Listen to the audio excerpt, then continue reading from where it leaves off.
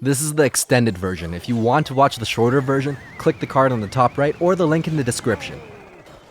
It's an orange juice. What's up everyone? This is OJ. The tornado has a steep learning curve. It can be kind of frustrating at first if you have massive negative elixir trades. It takes up a spell slot that doesn't deal damage to buildings. At tournament standard, it deals 58 damage per second, but let's take a closer look. It actually deals 29 damage every 0.5 seconds. This means it takes 1.5 seconds to kill skeletons. It's an even elixir trade for Skarmy. Over 2.5 seconds, it'll deal 145 damage.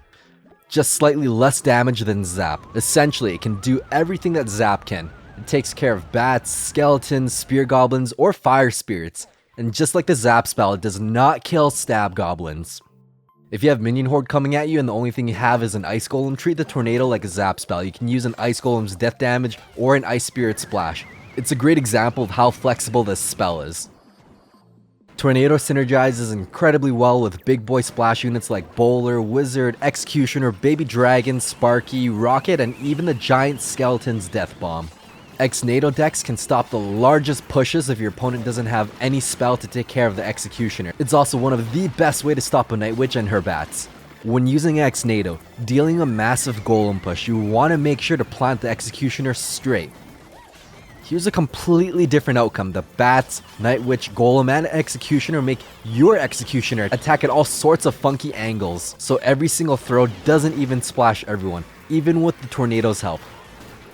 If you're a giant skeleton user, it provides incredible value, drawing units into the bomb and locking them into position until the bomb explodes. Giant skeleton tornado is like an impenetrable wall in 2v2. With so much elixir on the map, it can stop all the medium units.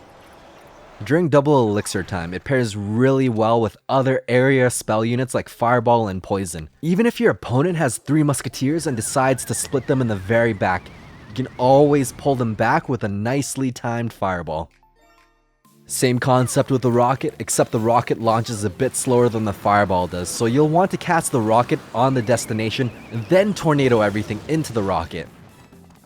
Charging units like the Prince and Battle Ram are more resilient to the tornado's pull strength. Even though a charged Prince is classified as very fast like a Lumberjack, he can resist the tornado's pull much more. The only time units stop resisting is when they're frozen by an Ice Spirit, Freeze Spell, or they're locked onto a target attacking it.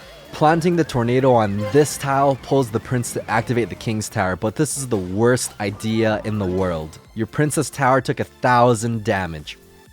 A much better way to activate the King's Tower against the Prince is to bait it with an Ice Spear, then pull his Frozen Majesty into this exact tile. You don't want to stop luring stuff into the King's Tower with big damage units, or you'll end up backdooring yourself and getting 3 crowned. Once the King's activated, and you can use Tornado, it's very hard to pull this off. This should be a last resort if you don't have Ice Golem, Skeletons, or Goblins to distract the Prince. Then you can use an Ice Spirit and Tornado to keep the Prince in the center of the map within range of all 3 towers. Here are the basics for King activation. A 2.5 second Tornado doesn't have that much pull as it used to, so this tile won't activate the King's Tower anymore. If you cast the Tornado 1 tile lower, it'll activate most melee units, but this requires a bit of timing. If you mess it up, it won't pull towards your King. The Knight landed 2 swings on your Princess Tower. Casting it 1 tile lower is one of the best places to pull units. It's guaranteed to activate the King Tower with smaller units. The Knight still swings the Princess twice.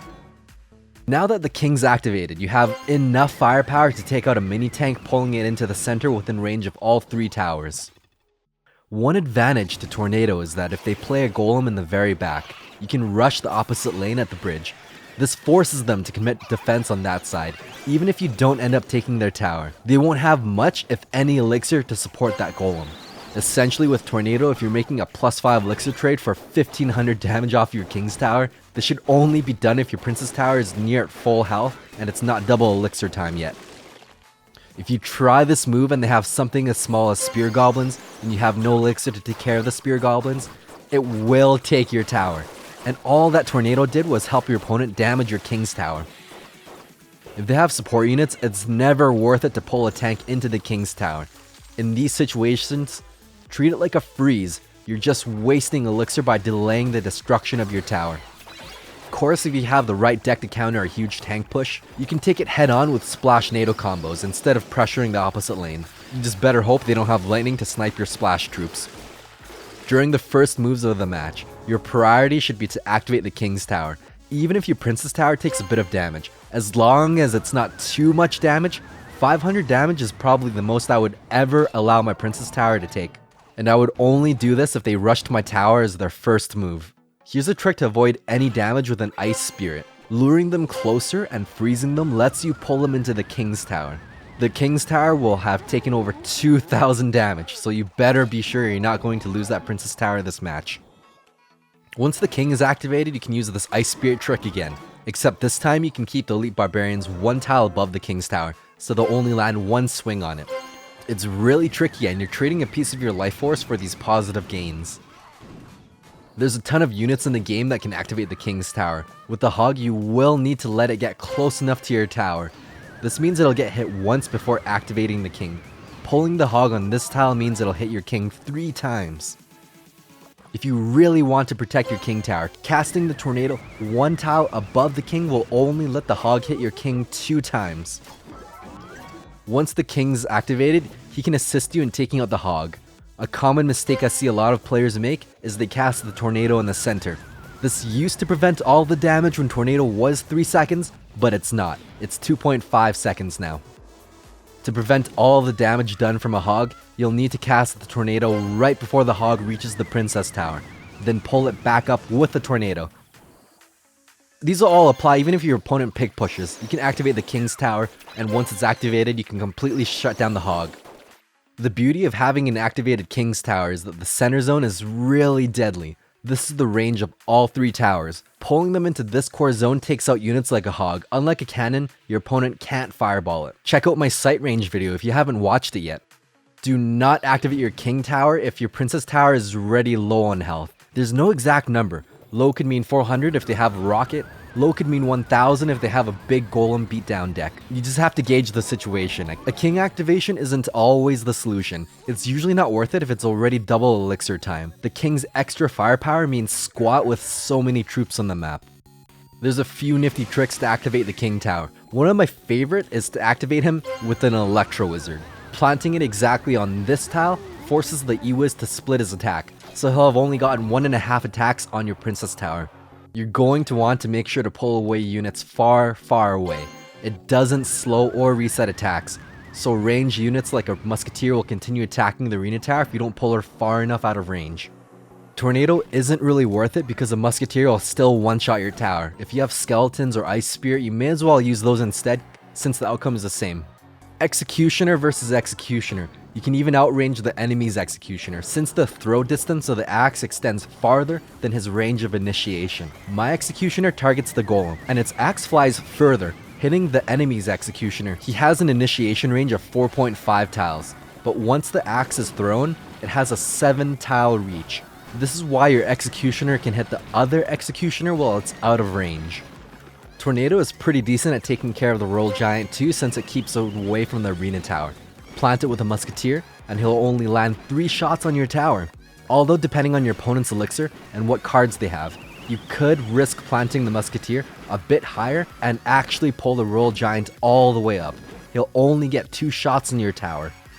Let's assume worst case scenario, you built yourself a bad deck and the only card you have is a Tornado to defend. You can cast the Tornado in the opposite lane to barely pull the RG within range of both towers. This should be a last resort because he'll deal over 1,000 damage to your tower. He used to lane swap with the 3-second Tornado. Not anymore.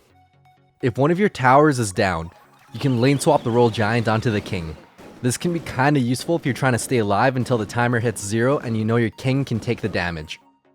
If the King Tower is not activated, you can pull not so beefy units like a Lumberjack into the middle area to ensure both the Arena Towers target your opponent's units. If it's not double elixir and your tower is high health, just straight up let him swing at your tower to activate the King. Timed correctly, he'll only slice the Princess once. You can use the Tornado to pull a Princess into the range of a tower. This won't be a good trade, but sometimes you might have a bad rotation. Like you might only have Zap, Rocket, P.E.K.K.A. or Tornado. This might be your best of the 4. Occasionally, if you have a few cards that can deal a lot of damage to the tower, but minions or say Electro Wizard can shut down the push. Using the tornado to remove them from the equation allows your troop to deal a lot more damage to the tower. There's almost an unlimited amount of things you can use tornado for. In this replay, my enemy's barbarians would have stopped my battle ram from connecting, but the tornado changed the outcome completely, and I took out the tower from 1300 to nothing. If you have a princess planted in the back and you hear an incoming miner, you can be sure that the miner is most likely coming after her, and you can precast the tornado to not only protect her, but to activate your king's tower. When using it offensively, they might have a musketeer or something near the center. Lane switch that troublemaker, and they won't have to put an ice golem in front of her. It's a bit riskier, but totally worth it if they don't have anything else to address your hog or whatever you have pushing. Did you know you can activate the king tower with an executioner? I've never seen this done in a real game, and it's a ridiculous amount of damage on your tower. You can prevent a bit of damage from being done by planting something cheap like skeletons behind the executioner while he's busy activating your king tower. Let's take this a step further. Use an ice spear to tank the first axe. Once the executioner is frozen, then the tornado pulls him into the same spot and he'll only have dealt 200 damage. Just like Zap, tornado can take out fire spirits, pull the spirits back, then kill them and keep the barbarians safe, all while pulling the giant backwards. Pretty standard stuff, a giant skeleton can be used to activate your king's tower, but it'll deal a lot of damage to the king. You can use the tornado to pull a giant skeleton off your tower so its death bomb doesn't touch your towers at all. Or, just use a giant to tank all the hits and push the giant skeleton off your tower. There's a time and a place for tornado. If you're trying to activate the king with barbarians, it's not very practical. Pulling these guys with a low damage 3 elixir spell, you'll end up taking way too much damage just to activate the king tower. But it's a completely different story when there's only 2 barbarians headed toward your tower. Maybe the 2 barbs died, or these are the barbarian spawns from the barb hut. Goblin barrel can be stopped pretty effectively with a tornado. If you're using a log, this means you can save the log for their other bait cards. Sometimes planting it on this tile won't activate the king tower. I find that it's safer to cast the tornado inside the king tower on the corner tip. This pulls the goblins far enough to stabby the king. Once the king is activated, you can completely shut down a goblin barrel, pulling it to the side. You can pull it downward too. It depends on where they threw that goblin barrel. Against graveyard, if you're out of options, tornado can be a last resort that can be effective at taking out skeletons. If you cast tornado in the center, what you're doing is you're pulling the skeletons into your tower. This potentially makes things worse since it takes 3 ticks to kill the skeletons. What you want to do is cast tornado away from your tower to take care of the skeletons and pull away the newly spawned skeletons from your tower so it doesn't attack it. Generally speaking, when you hear a miner, you can activate the king by pulling him on the tower. When the miner is planted the very top left corner, you absolutely cannot pull the miner to activate the king. This is a safe position if you're chipping the miner. If the miner is pulled 1 tile lower, it's very hard to activate with standard tornado positions. He'll just get jammed on the tower while smacking away at your arena. Sometimes it is worth it to be patient so you can see where he was deployed, so you have time to react accordingly and cast the tornado a bit lower. On the topic of miners, once the king is activated, planting a miner on these 3 tiles are safe from the cannon's range of fire. To stop a balloon and to activate the king tower requires much more precise timing. You need to wait until it's almost at your tower. This is pretty tight. Too late and your king will take a ton of damage. Use the shadow of the balloon to practice your timing. If it's slightly too far, it'll float back toward the princess tower and take it down 1,000 health. Once the king tower is activated, a tornado can completely stop a balloon, but you have to wait right as the shadow overlaps onto the tower. If you pull the balloon a bit too early, the death bomb will hit your tower and you're down 300 health on the princess. If your opponent edge plants a balloon beside or above the chain, you're gonna need an ice spear to freeze it while simultaneously casting tornado on this tile. If you really don't have anything to deal with a lava balloon, at least the tornado can separate the balloon onto the king's tower. This is really risky and should be a last resort because it brings your king tower down to 2,000 health. Ex-Nado is just an absolute beast against the lava balloon. It always shuts down the balloon and the pups from the hound. It's the hard counter. Thanks for watching.